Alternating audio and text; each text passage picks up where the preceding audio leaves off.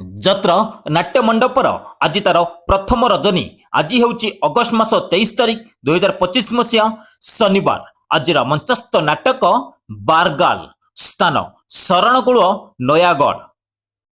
ଯତ୍ରରାଣୀ ସିଂହବାହିନୀର ଆଜି ତାର ଦ୍ୱିତୀୟ ରଜନୀ।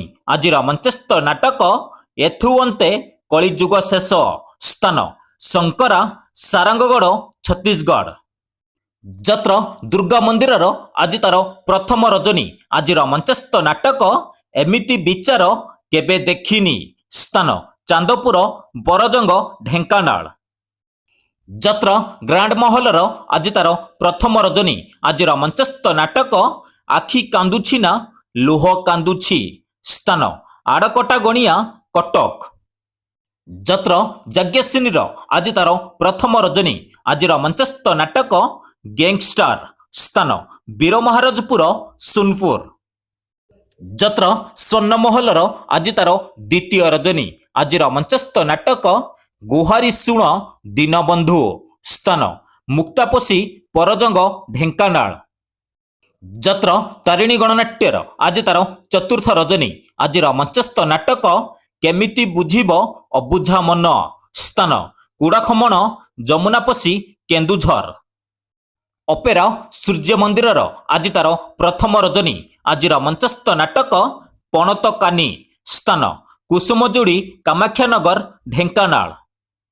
ଅପେରା ଅଶୋକ ସମ୍ରାଟର ଆଜି ତାର ପ୍ରଥମ ରଜନୀ। ଆଜିର ମଞ୍ଚସ୍ଥ ନାଟକ ଅଧା ରହିଗଲା ଆମ କାହାଣୀ, ସ୍ଥାନ ଆମ୍ବପଳାଶ, ପରଜଙ୍ଗ, ଢେଙ୍କାନାଳ। ଯତ୍ର ରଙ୍ଗମହଲର ଆଜି ତାର ଦ୍ୱିତୀୟ ରଜନୀ। ଆଜିର ମଞ୍ଚସ୍ଥ ନାଟକ କୋଟି କୋଟି ଡବଲ କୋଟି, ସ୍ଥାନ ପରମାଣପୁର, ସମ୍ବଲପୁର। ଯତ୍ର ଓଙ୍କାରର ଆଜି ତାର ଦ୍ୱିତୀୟ ରଜନୀ।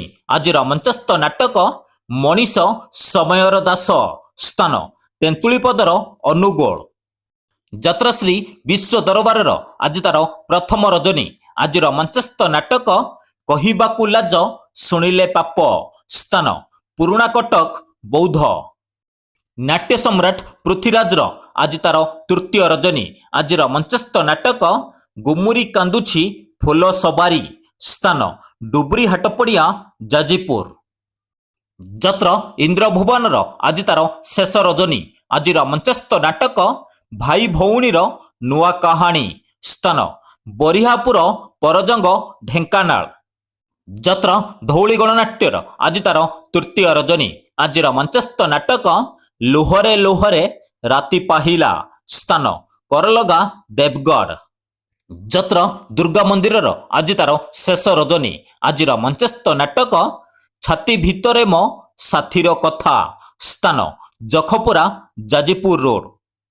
ଅପେରା ରାଜ ଦରବାରର ଆଜି ତାର ଶେଷ ରଜନୀ। ଆଜିର ମଞ୍ଚସ୍ଥ ନାଟକ ଆଖି ପଲକରେ ଖୋଜୁଛି ତତେ, ସ୍ଥାନ ପବିତ୍ରନଗର, ଅନୁଗୋଳ। ଯତ୍ର ସ୍ୱପ୍ନମହଲର ଆଜି ତାର ଶେଷ ରଜନୀ।